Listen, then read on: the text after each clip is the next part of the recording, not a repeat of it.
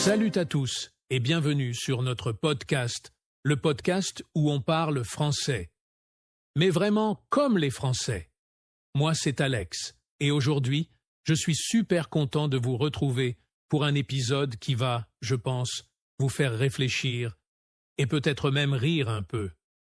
Alors, dis-moi, est-ce que tu t'es déjà senti super fier de parler français? Genre, waouh, je progresse, je peux enfin dire ce que je pense.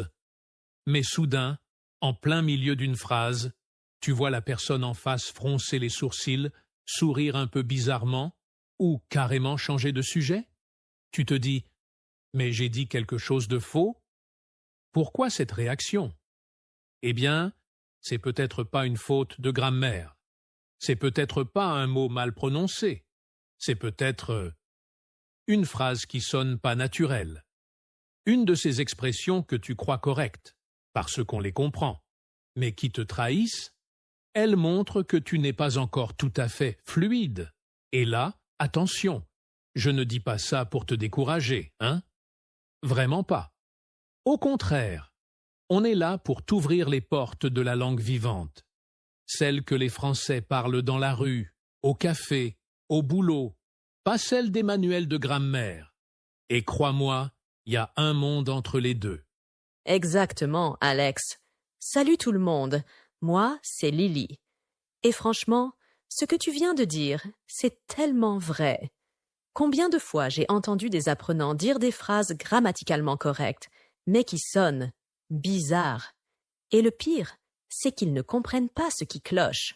Tu vois, c'est comme porter un costume parfait, mais avec des chaussettes de sport. Techniquement, t'es habillé. Mais il y a un truc qui dérange, qui fait dire aux autres « c'est pas tout à fait ça ». Et tu sais quoi? On est passé par là, nous aussi.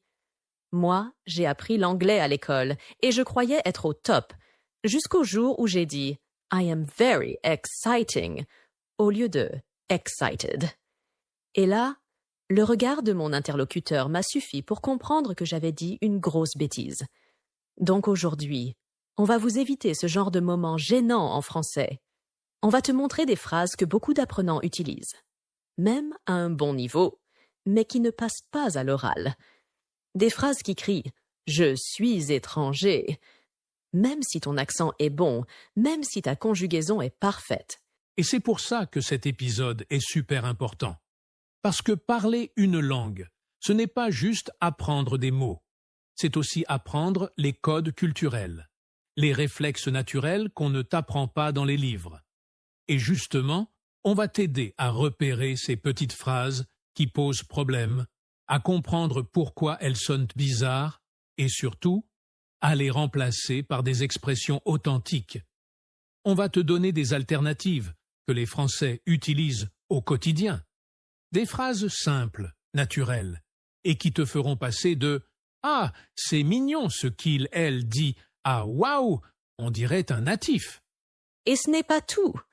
On va aussi te donner des exemples concrets, des mini-dialogues, des astuces de prononciation et même quelques anecdotes drôles pour que tu retiennes tout sans te prendre la tête.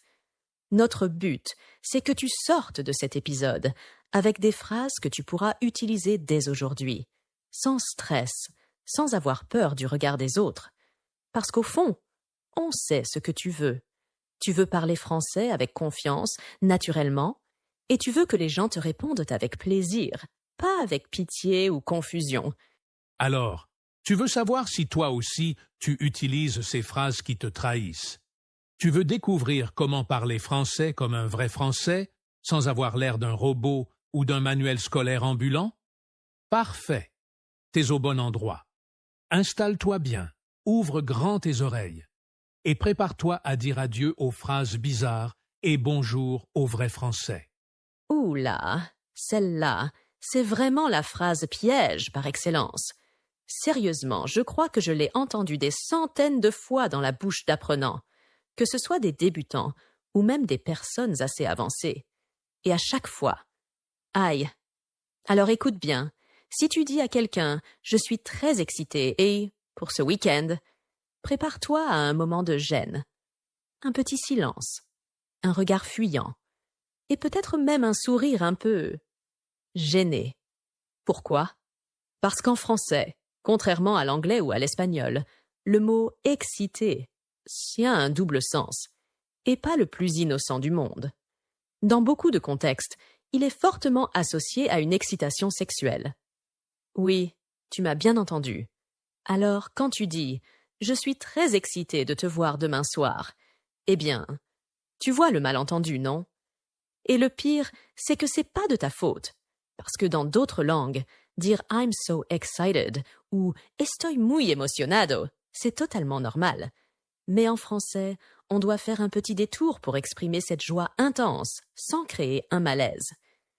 Exactement. Et c'est là qu'on voit à quel point traduire mot à mot, ça peut être dangereux. Parce que grammaticalement, ta phrase est correcte. Il n'y a aucun problème au niveau de la conjugaison, du vocabulaire ou de la construction. Mais sur le plan culturel et émotionnel, elle est complètement à côté de la plaque. Et crois-moi, ce genre de malentendu peut changer l'ambiance très vite. Tu veux dire que t'as hâte de partir en voyage et l'autre comprend que t'es en train de fantasmer? Oups! Mais heureusement, il y a plein d'alternatives naturelles, fluides et surtout inoffensives. Par exemple, au lieu de dire « je suis très excité », tu peux tout simplement dire « j'ai hâte ». C'est court, efficace et super courant. Je suis super content. C'est chaleureux et positif. Ou même « je suis impatient » si tu veux mettre un peu plus d'intensité. Et si tu veux ajouter une touche un peu plus familière, tu peux même dire « j'ai trop hâte » ou encore « vivement ce week-end ». Ça, c'est typiquement français et très naturel. Tu sais, j'ai un souvenir hyper clair d'une amie étrangère, super douée en français, qui m'envoie un message avant un dîner et qui écrit « Je suis très excitée pour ce soir ». Bah, j'ai cligné des yeux pendant 10 secondes. J'étais là. Elle veut dire quoi exactement? J'ai compris après qu'elle voulait simplement dire qu'elle était super contente, qu'elle avait hâte. Mais pendant quelques secondes, je t'assure, j'étais mal à l'aise. Et ça, c'est dommage. Parce qu'elle avait juste appris un mot, l'avait utilisé en toute bonne foi, mais sans savoir que ça ne se dit pas dans ce contexte. Donc, pour t'éviter ce genre de moment embarrassant, retiens bien. Si tu veux exprimer de la joie, de l'enthousiasme, de l'impatience positive, dis « j'ai hâte », pas « je suis excité ». Et pour que ce soit bien clair, prenons un exemple concret, ok? Imagine que tu retrouves un ami que t'as pas vu depuis longtemps et tu veux lui dire que tu te réjouis de le voir demain. Alors toi, tu dis « Je suis très excité de te voir demain ». Mais un Français, lui, il dira plutôt « J'ai trop hâte de te voir demain ». Ou même « Ça va être trop bien demain, j'ai hâte qu'on se retrouve ». Tu sens la nuance, hein? Dans un cas, on peut interpréter la phrase de travers. Dans l'autre, c'est naturel, positif et authentique. Et si tu veux vraiment t'imprégner de ces expressions, écoute les Français parler dans les séries, dans les films, dans la rue. Tu verras qu'on dit rarement « excité », sauf dans des contextes très particuliers qu'on te conseille d'éviter pour le moment. Et si on devait te donner un seul conseil, ce serait celui-ci. Méfie-toi des mots qui ressemblent à ta langue maternelle. Ce sont souvent des faux amis, comme « exciter »,« actuellement »,« demander »,« attendre ». Tous ces mots veulent dire quelque chose d'un peu différent en français. Alors, la prochaine fois que tu veux dire que tu as envie, que tu es content, que tu trépignes d'impatience, dis-le bien sûr, mais avec les bons mots « j'ai hâte ». Je suis content, je suis impatient et tu verras, les gens te comprendront mieux. Et surtout, ils ne te regarderont plus bizarrement.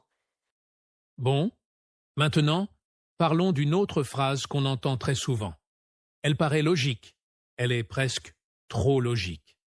Tu sais, cette fameuse phrase « Je suis d'accord avec toi pour 100%. Et là, je te vois déjà hocher la tête.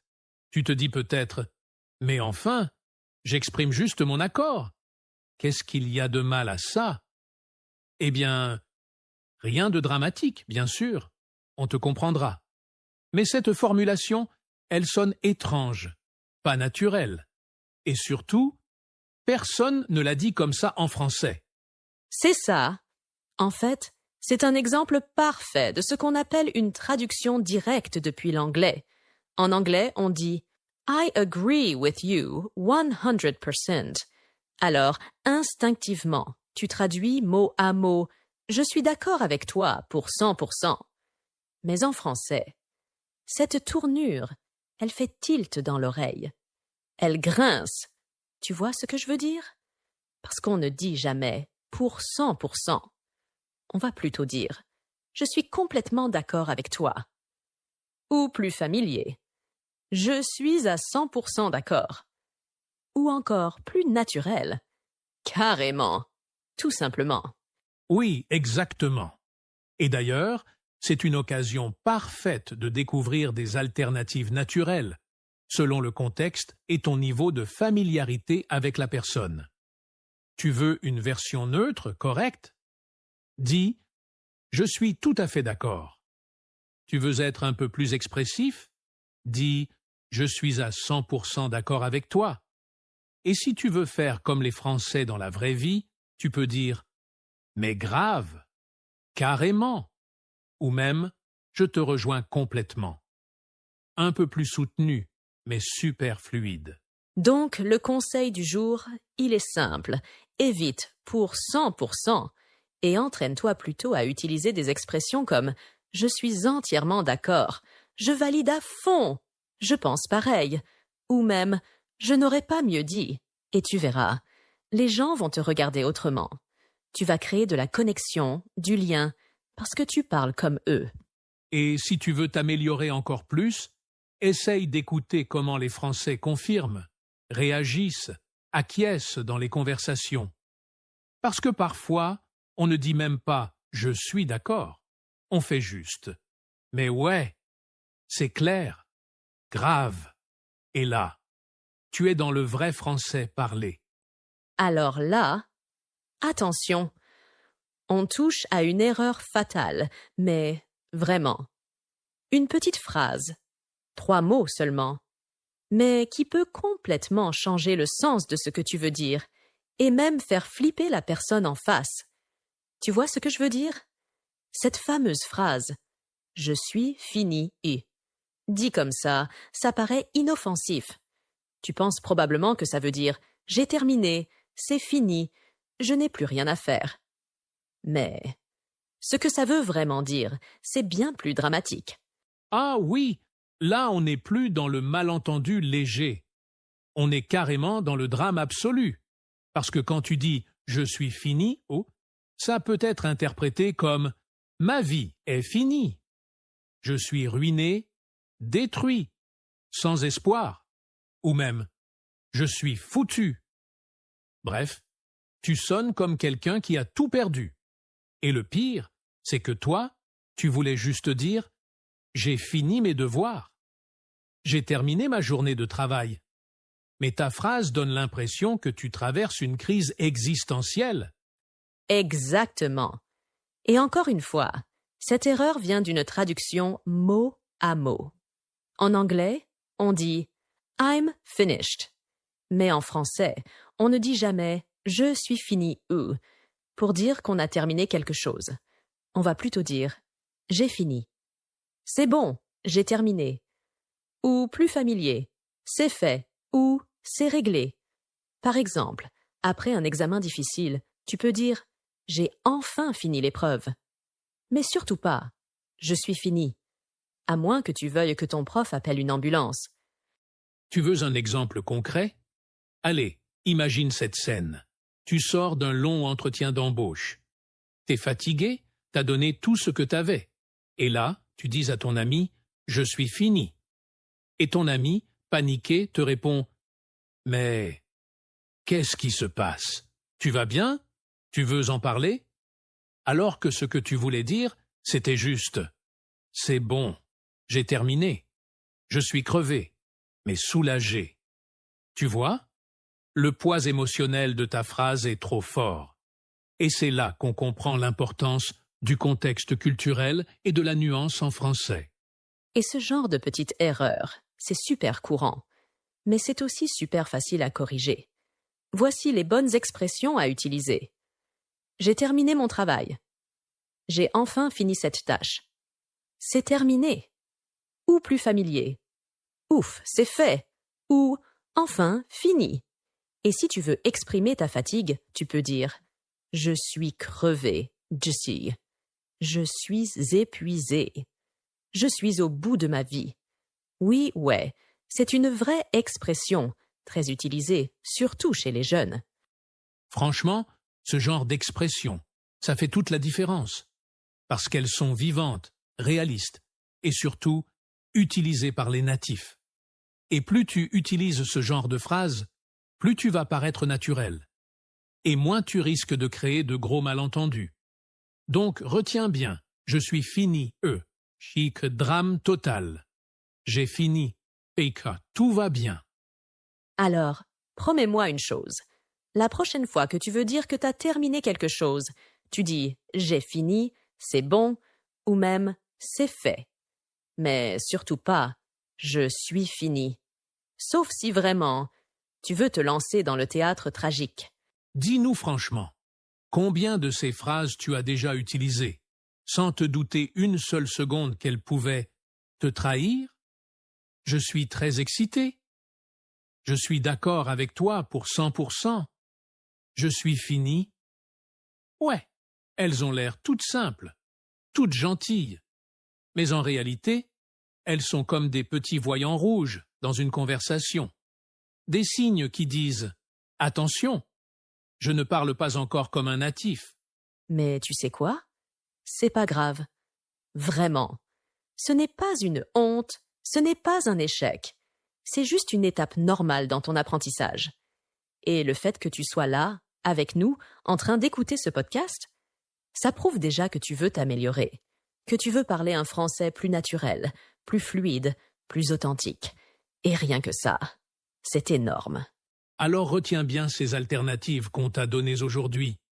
Pas besoin d'apprendre 100 nouvelles règles de grammaire. Juste quelques petites phrases bien choisies. Et bam, tu gagnes en fluidité, en naturel, en confiance. Parce que parler comme un natif, ce n'est pas une question de perfection. C'est une question de feeling, de rythme, de petits réflexes linguistiques. Et c'est exactement ce qu'on va continuer à t'apprendre ici, sur ce podcast. Donc si tu veux encore plus d'expressions naturelles, de pièges à éviter, de conversations réelles, abonne-toi, active la cloche et surtout, dis-nous en commentaire. Quelle phrase t'a le plus surpris aujourd'hui? Est-ce que toi aussi tu disais « je suis fini » sans savoir? On veut lire vos expériences, vos erreurs, vos anecdotes. Et si cet épisode t'a aidé, partage-le avec un ami qui apprend le français. Parce qu'on est tous passés par là, et on a tous besoin d'un petit coup de pouce de temps en temps. Continue de progresser, continue de t'exprimer, même si tu fais des erreurs. Parce qu'au final, les erreurs ne sont pas des obstacles. Ce sont des portes ouvertes vers l'amélioration. À très bientôt dans un prochain épisode. Et surtout, continue de parler, rêver et vivre en français.